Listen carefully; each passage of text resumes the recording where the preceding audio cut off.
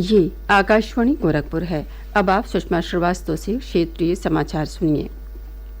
मुख्यमंत्री योगी आदित्यनाथ ने कहा है कि भारत को विकसित राष्ट्र बनाने के लिए हर देशवासी को अपने कर्तव्य का पूरी ईमानदारी और निष्ठा के साथ निर्वहन करना होगा। गोरखपुर के गोरखनाथ मंदिर में महंत दिग्विजयनाथ की 53वीं और महंत अवेद्यनाथ की 8वीं पुण्यतिथि पर आयोजित साप्ताहिक श्रद्धांजलि समारोह के समापन सत्र को संबोधित करते हुए श्री योगी ने कहा कि हमें अपनी विरासत पर गर्व की अनुभूति करनी होगी। उन्होंने कहा कि अपने पूर्वजों और परंपरा के प्रति कृतज्ञता का भाव रख हमें देश को विकसित राष्ट्र बनाने के लिए अपना योगदान देना होगा।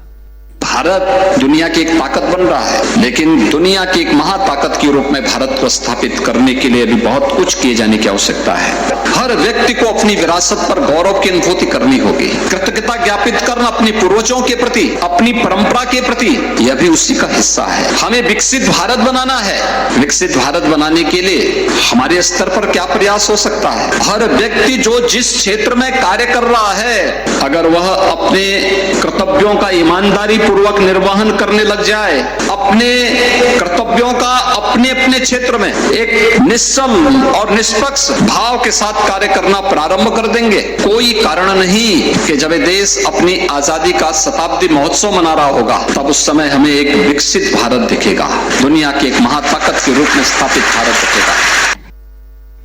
मुख्यमंत्री ने कहा कि पिछले 5 वर्षों में उनकी सरकार ने प्रदेश में स्वास्थ्य के बुनियादी ढांचे को सुदृढ़ किया है। उन्होंने कहा कि पूर्वांचल में इंसेफेलाइटिस जैसी बीमारी पर नियंत्रण भी इसी का उदाहरण है। श्री योगी ने कहा कि स्वच्छता और जन जागरूकता के माध्यम से आज पूर्वी उत्तर प्रदेश में इंसेफेलाइटिस लगभग समाप्ति की ओर है। महंत अवेद्यनाथ को श्रद्धांजलि देते हुए मुख्यमंत्री ने गोरक्षपीठ के लिए उनके योगदान का स्मरण किया। मुख्यमंत्री ने कहा कि धार्मिक संस्थाएं समाज के प्रति अपने कर्तव्य से विमुख नहीं हो सकती। उन्होंने कहा कि गोरक्षपीठ ने हमेशा समाज के प्रति अपने कर्तव्यों का निर्वहन किया है। मुख्यमंत्री योगी आदित्यनाथ ने कहा है कि प्रदेश सरकार अगले 3 महीनों में राज्य के सभी 4,600 प्राथमिक स्वास्थ्य केंद्रों पर हेल्थ एटीएम की सुविधा देने के लिए प्रयासरत है। गोरखपुर के चरगामा प्राथमिक स्वास्थ्य केंद्र पर आज जनपद के पहले हेल्थ एटीएम का शुभारंभ करते हुए मुख्यमंत्री ने कहा कि हेल्थ एटीएम प्रदेश में विशेषकर ग्रामीण क्षेत्रों में लोगों को स्तरीय स्वास्थ्य सुविधाएं प्रदान करेगा। उन्होंने कहा कि हेल्थ एटीएम के माध्यम से 55 प्रकार की जांच कुछ ही मिनट में की जा सकती है। मुख्यमंत्री ने कहा कि हेल्थ एटीएम प्रदेश में स्वास्थ्य क्षेत्र में निर्णायक भूमिका अदा करेगा। उन्होंने कहा कि हेल्थ एटीएम के जरिए वीडियो कॉन्फ्रेंस के माध्यम से विशेषज्ञ चिकित्सक की सेवाएं भी सुदूर ग्रामीण क्षेत्रों में उपलब्ध होंगी। उन्होंने कहा कि सरकार ये सुनिश्चित करेगी कि हेल्थ एटीएम के साथ निःशुल्क परामर्श के लिए स्वास्थ्य क्षेत्र के प्रशिक्षित कर्मचारी और तकनीशियन की तैनाती की जाए। मुख्यमंत्री ने कहा कि प्रदेश सरकार अस्पतालों में चिकित्सकों की संख्या बढ़ाने पर विशेष ध्यान दे रही है। उन्होंने लोगों से आयुष्मान भारत योजना के तहत स्वास्थ्य कार्ड बनवाने की भी अपील की। आज हिंदी दिवस है। वर्ष 1949 में आज के ही दिन संविधान सभा ने देवनागरी लिपि में हिंदी को राष्ट्र की आधिकारिक भाषा के रूप में स्वीकार किया था। हिंदी दिवस पर प्रदेश भर में विभिन्न कार्यक्रमों का आयोजन किया गया। वाराणसी में राज्य हिंदी संस्थान में गोष्ठी का आयोजन किया गया। इस अवसर पर संयुक्त शिक्षा निदेशक प्रदीप कुमार ने कार्यालयों में हिंदी का प्रयोग बढ़ाने पर जोर दिया।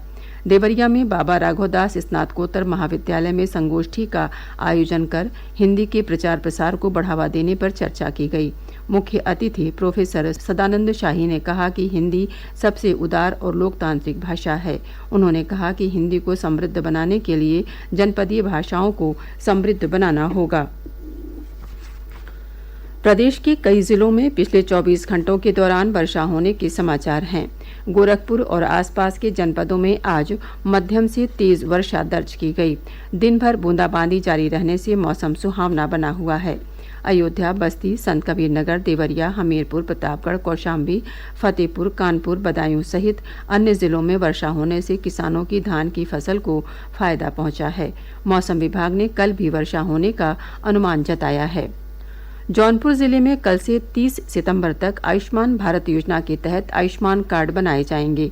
जिलाधिकारी मनीष कुमार वर्मा ने आज इस संबंध में बैठक की अध्यक्षता करते हुए संबंधित विभाग के अधिकारियों को आगामी पखवाड़े के दौरान ग्राम पंचायत भवनों, जन सेवा केंद्रों के माध्यम से आयुष्मान कार्ड बनवाने के निर्देश दिए। उन्होंने कहा कि ग्राम पंचायतों में पात्र लाभार्थियों की सूची चस्पा कर उन्हें इस संबंध में अवगत कराया जाए। इसके साथ ही क्षेत्रीय समाचारों का ये बुलेटिन समाप्त हुआ। नमस्कार।